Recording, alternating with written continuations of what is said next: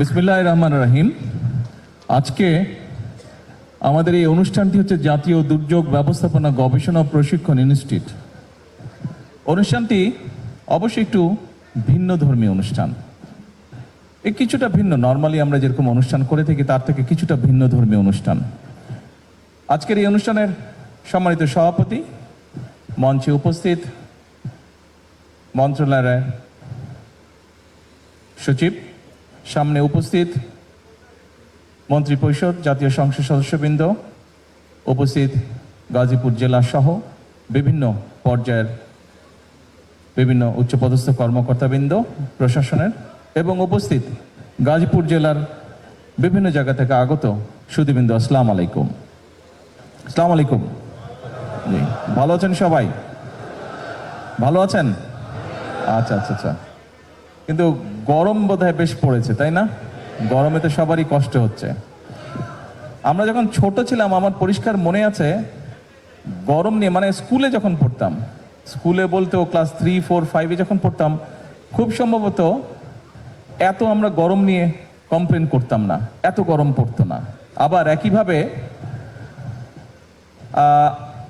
প্রায় অনেক বছর আমাকে দেশের বাইরে থাকতে হয়েছে, বাট এর মধ্যে প্রায় যখন দেশের শীতের সময় কথা হতো, প্রায় দেখতাম আমাদের পরিচিত লোকজন, অলমোস্ট এখানে অনেকেই দলীয় লোকজন যারা আছেন, আপনাদের সাথে প্রায় আমার জুমে মিটিং হতো, দেখতাম যে খুব যে গরম কাপড় সবাই পরে আছে তা না। অনেককেই শুনতাম শীত পড়েই নেই, ডিসেম্বর জানুয়ারি মাসেও বলতো শীত পড়ে নাই, অর্থাৎ জানুয়ারি মাসের প্রথম সপ্তাহে বা দ্বিতীয় সপ্তাহ দিকে বলতো যে মাঝে মাঝে একটু শীত পড়েছে, অর্থাৎ শীতও তেমন পড়ে না।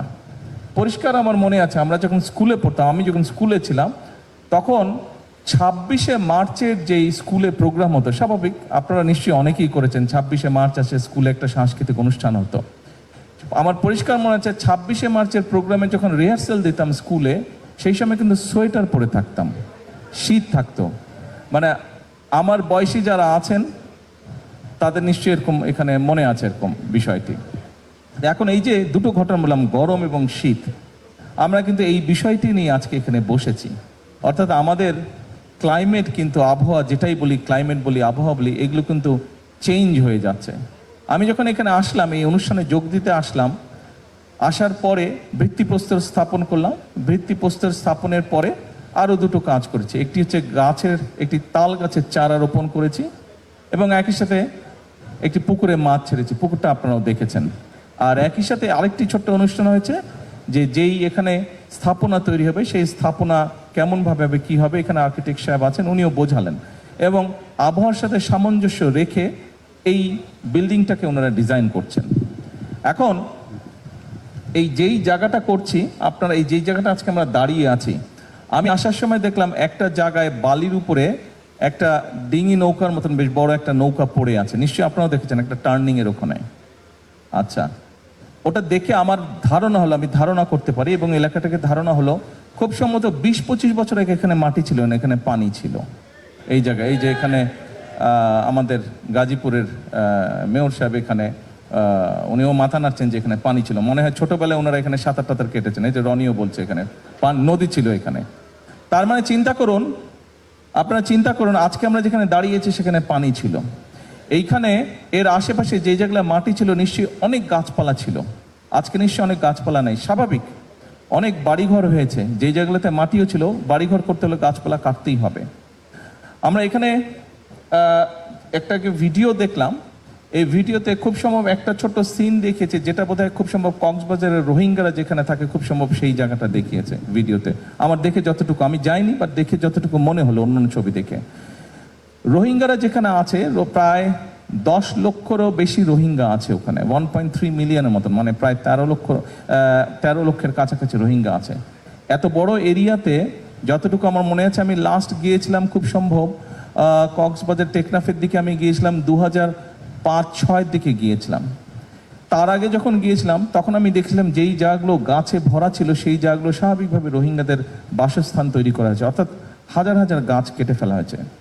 কিছুদিন আগে আমি হঠাৎ করে একদিন সকালে পত্রিকায় দেখলাম যে কক্সবাজার থেকে বিচের পাশ দিয়ে একদম উখিয়া পর্যন্ত একটা রাস্তা করা হচ্ছে, একটা বিচ রোড করা হচ্ছে, এবং যে কোনো কারণেই হোক, রোডের ডিজাইনের কারণে প্রায় 3000 গাছ কেটে ফেলতে হবে। তো দেখার পরে আমি তারপরে এইটার দায়িত্বে যেই মন্ত্রী আছেন ওনাকে আমি ফোন করে নিউজটা আমি ওনাকে পাঠিয়ে আমি বললাম যে ওদের সাথে কথা বলেন, ডিজাইনটাকে একটু চেঞ্জ করা যদি সম্ভব হয় ভালো হয়, এই গাছ কাটা যাবে না। কি করবে না করবে সেটা তারা ডিসাইড করুক, ইঞ্জিনিয়াররা তারা ডিসাইড করুক, কিন্তু এই গাছ কাটা যাবে না। সম্মানিত উপস্থিতিবৃন্দ, দুর্যোগ আসবে, প্রকৃতির দুর্যোগ, প্রাকৃতিক দুর্যোগ আমরা যেটাই যেভাবে বলি আসবে, আমরা সেটাকে কিন্তু বন্ধ করতে পারবো না, সেটাকে নিয়ন্ত্রণ করার ক্ষমতা আমাদের নেই। কিন্তু এই যে আমি কয়েকটা কথা বললাম, এখানে বেশ কয়েকটি কথা আছে। অর্থাৎ আজকে কেন এই জায়গাটা যেখানে পানি ছিল এখানে মাটি ভরতে হলো, এখানে অফিস আদালত হচ্ছে, স্কুল কলেজ হচ্ছে, হাসপাতাল হচ্ছে, বাসস্থান তৈরি হচ্ছে। অর্থাৎ আমাদের জনসংখ্যা বাড়ছে, এই জনসংখ্যা একদিকে যেমন বাড়ছে, তাদের বাসস্থানের প্রয়োজন। আরেকটা জিনিস খেয়াল করে দেখবেন খুবই জরুরি, সেটি হচ্ছে বাসস্থান তৈরির সাথে সাথে মানুষের স্কুল কলেজ সব কিছু তৈরি হওয়ার সাথে সাথে কিন্তু ফসলি জমির পরিমাণও করছে। বাংলাদেশ একটি জনবহুল দেশ, যেমন দুর্যোগ প্রবণ একটি এলাকা, ঠিক একইভাবে একটি জনবহুল দেশ। কাজে আমাদেরকে অল্প একটু দুর্যোগ হলেই কিন্তু মানুষ ক্ষতিগ্রস্ত হয়, অল্প একটু দুর্যোগ হলেই কিন্তু আমাদের ফসল হানি হয়, আমাদের গবাদি পশু নষ্ট হয়। সেই জন্য আজকের এই অনুষ্ঠানটির মূল যে লক্ষ্য বা বিষয়টি সেটি হচ্ছে আমার ধারণা দুটি। এক, এখানে যেটা শুনেছি আমি, যেটা জানি, যে এই প্রতিষ্ঠানটি তৈরি হওয়ার পরে এখানে আমাদের ক্লাইমেট বা আবহাওয়া যে চেঞ্জ হচ্ছে সেইটি সম্পর্কে রিসার্চ করা, কিভাবে এই বিষয়গুলোকে আমরা ট্যাকেল করব। অ্যাট দ্য সেম টাইম সেটি ভূমিকম্প হোক, সেটি অন্য জলোচ্ছ্বাস হোক, যেটি হোক, সেখান থেকে আমরা কিভাবে আমাদের সম্পদ এবং মানুষকে আমরা রক্ষা করব। যারা কাজ করবে এই কাজে তাদেরকেও ট্রেনিং দেওয়া হবে, তাই তো, তাদেরকেও ট্রেনিং দেওয়া হবে। এখন এই যে ট্রেনিং দেওয়া হবে, 20 কোটি মানুষের মধ্যে আপনি কতজনকে ট্রেনিং দিতে পারবেন? আমি কিছুদিন আগে ভূমিকম্পের বিষয়, বাংলাদেশে গত কয়েক মাসে বেশ অনেকগুলো ভূমিকম্প হয়েছে, আলহামদুলিল্লাহ, আল্লাহর রহমত, যে ভূমিকম্প এমন পর্যায়ে যায়নি যেখানে প্রাণহানি ঘটতে পারে। কিছু ইনজুরি হয়েছে, ছোটোখাটো হয়তো হয়েছে, কিন্তু ম্যাসিভ আকারে কিছু নেই। আল্লাহর কাছে হাজারো লক্ষ কোটি শুকরিয়া। এই যে ভূমিকম্প হচ্ছে, এটির একটি অন্যতম কারণ হচ্ছে গুলশান এলাকায়, ক্যান্টনমেন্ট এলাকায়, এই যে এলাকাটি, এখানে আমার পরিষ্কার মনে আছে, ছোটবেলায় দেখেছি যে 50 ফিট গেলে, 50 ফিটও যাওয়া লাগতো না, 20-25 ফিট গেলেই বা 15 ফিট গেলেই পানি বের হতো। এখন আমি শুনেছি সেখানে প্রায় 600-700 ফিট নিচে যেতে হয় পানি পাওয়ার জন্য। এবং এটি আপনারা এখানে অনেকেই আছেন হয়তো কম বেশি ডাইরেক্টলি না হলে ইনডাইরেক্টলি কৃষিকাজের সাথে জড়িত, আপনারা এই খবরটা আপনারা জানেন। 20 কোটি লোকের ফসল উৎপাদনের জন্য আমাদের কৃষকরা সারা বাংলাদেশে তারা এই যে গভীর নলকূপের মাধ্যমে পানি টেনে তুলছে। তার ফলে যেটি হচ্ছে, নিচে থেকে আস্তে আস্তে শূন্য হয়ে যাচ্ছে। খুব স্বাভাবিক, নিচটা যখন শূন্য হবে উপর থেকে সেটি ধসে পড়বে, তাই নয় কি? এটি তো স্বাভাবিক ব্যাপার, এটি স্বাভাবিক ব্যাপার। আপনি নিশ্চয়ই জানেন এবং সকলে খেয়াল করেছেন, সকলে শুনেছেন, অনেকবার শুনেছেন। আমরা আমাদের নির্বাচনী যে ম্যানিফেস্টো ছিল, নির্বাচনী যে মিটিং ছিল, বিভিন্ন বিষয় ছিল, সেখানে আমরা উল্লেখ করেছি যে আমরা খাল খনন কর্মসূচি শুরু করব। আমরা সরকার গঠন করেছি আলহামদুলিল্লাহ, এবং আমরা আমাদের সেই প্রতিষ্ঠিত খাল খনন কর্মসূচি শুরু করেছি। 2-3 দিন আগে একজন সাংবাদিক এক জায়গায় বলছে বিএনপি খাল খনন কর্মসূচি শুরু করেছে, এটি তাদের একটি রাজনৈতিক প্রোগ্রাম, এই কোথাও কোনো হিসাব নেই, কিছু না, এটা করতে হবে বলে করেছে। তা আমি খুব শ্রদ্ধার সঙ্গে ওনাকে বলতে চাই, বিষয়টি আসলে তা নয়। এই খাল খনন কর্মসূচির সাথে মানুষের জীবন ওতপ্রোতভাবে জড়িত, এই খাল খনন কর্মসূচির সাথে কৃষি জড়িত, এই খাল খনন কর্মসূচির সাথে এই ভূমিকম্প পর্যন্ত জড়িত। সম্মানিত উপস্থিতিবৃন্দ, আমরা গত 20 বছরে যে পরিমাণ পানি নিচে থেকে টেনে উপরে তুলেছি, আমাদের ব্যবহার করেছি, এই পরিমাণ পানি যদি আজকে থেকে খাল খননের মাধ্যমে, নদী খননের মাধ্যমে, খাল খননের মাধ্যমে সারা দেশেও যদি আমরা ছড়িয়ে দিই পানিগুলো, বিশেষ করে বর্ষার সময় যে অতিরিক্ত পানি আসে সেটিকে যদি আমরা ছড়িয়েও দিই, মিনিমাম 20 বছর আরও লাগবে সেই যে শূন্যস্থান পূরণ হতে, অর্থাৎ মোটামুটিভাবে রিচার্জ হতে 20 বছর সময় লাগবে। 20 বছরে আপনার জনসংখ্যা আরও বাড়বে, আপনার খাদ্য উৎপাদন আরও আমাদেরকে বাড়াতে হবে। কাজেই আমাদেরকে কোনোভাবেই ভূগর্ভস্থ পানি ব্যবহার করা বোধহয় আমাদের জন্য বিপদজনক হয়ে যাচ্ছে, এবং এটিও কিন্তু দুর্যোগের সাথে সম্পর্কিত। যেভাবেই হোক আমাদেরকে খাল খনন কর্মসূচি শুরু করতে হবে। আপনারা নিশ্চয়ই পত্রিকায় দেখেছেন, কয়েকদিন আগে আমরা একটি সিদ্ধান্ত নিয়েছি যে আমাদের উত্তর অঞ্চল, দক্ষিণ অঞ্চলে, বিশেষ করে রাজশাহীতে আমরা পদ্মা নদীর সাথে পদ্মা ব্যারাজ তৈরি করব। আমরা যেখানে পদ্মা ব্যারাজ এই জন্য আমরা তৈরি করব যে সীমান্তের ওপারে তারা ব্যারাজ তৈরি করা, বাঁধ তৈরি করার মাধ্যমে বিভিন্নভাবে পানি তারা নিচ্ছে, কিন্তু আমাদের কাছে যেই পানিটি আসছে শুকনো মৌসুমে হয়তো আমরা কম পাচ্ছি, যার ফলে যেটা হচ্ছে নদীতে পানির স্রোত কমে যাওয়ার ফলে অনেক সমস্যা হচ্ছে। আস্তে আস্তে আশপাশগুলো শুকিয়ে যাচ্ছে। আপনারা নিশ্চয়ই দেখেছেন, ছোটবেলায় আমরা দেখেছি পদ্মা নদীর এপার থেকে ওপার দেখা যায় না, এখনো দেখা যায় না। তবে তখন পানি ছিল, এখন পানি শূন্য, দেখা হয়তো এখনো যায় না এপার থেকে ওপার। কেন চাচ্ছি আমরা ব্যারাজটি করতে? এই ব্যারাজটি আমরা এই জন্য করতে চাচ্ছি যে বর্ষাই বলুন, শুকনো মৌসুমি বলুন, যখনই হোক আমাদের দেশের মানুষ, কৃষকই হোক বা যে কোনো মানুষ হোক, তারা যাতে পানি পায়।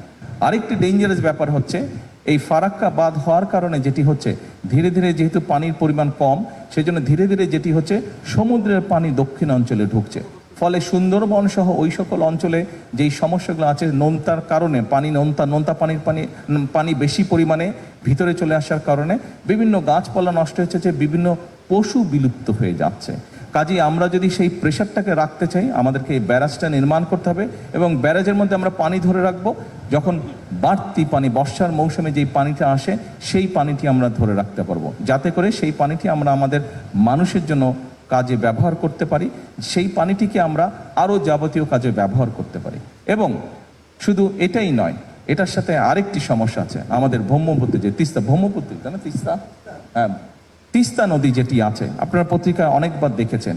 অনেকে অনেক কথা বলতে পারে, সস্তা জনপ্রিয়তার জন্য অনেক কথা অনেকে বলতে পারে, তবে আপনাদের সকলের সামনে আজকে আমি পরিষ্কার একটি কথা বলে যাই, ইনশাল্লাহ এই বিএনপি সরকার পদ্মা ব্যারেজের কাজেও হাত দেবে, ইনশাল্লাহ তিস্তা ব্যারেজের কাজে হাত দেবে। যারা বিভিন্ন বড় বড় কথা বলছে তাদের উদ্দেশ্যে পরিষ্কারভাবে বলতে চাই, এই যে আজকে এখানে দুর্যোগ মন্ত্রী বসে আছেন, এই লোকটার নেতৃত্বেই তিস্তায় বিএনপি কর্মসূচি পালন করেছে, যা বাংলাদেশে অন্য কোনো রাজনৈতিক দল করে নাই। তারা হয়তো বড় বড় কথা বলেছে, গরম গরম কথা বলেছে, কিন্তু কাজ যদি কেউ করে থাকে, ডেলিভারি যদি কেউ করে থাকে, পরিস্থিতি যদি কেউ তৈরি করে থাকে, সেটা বিএনপি করেছে। ইনশাল্লাহ বিএনপি সেটা করবে।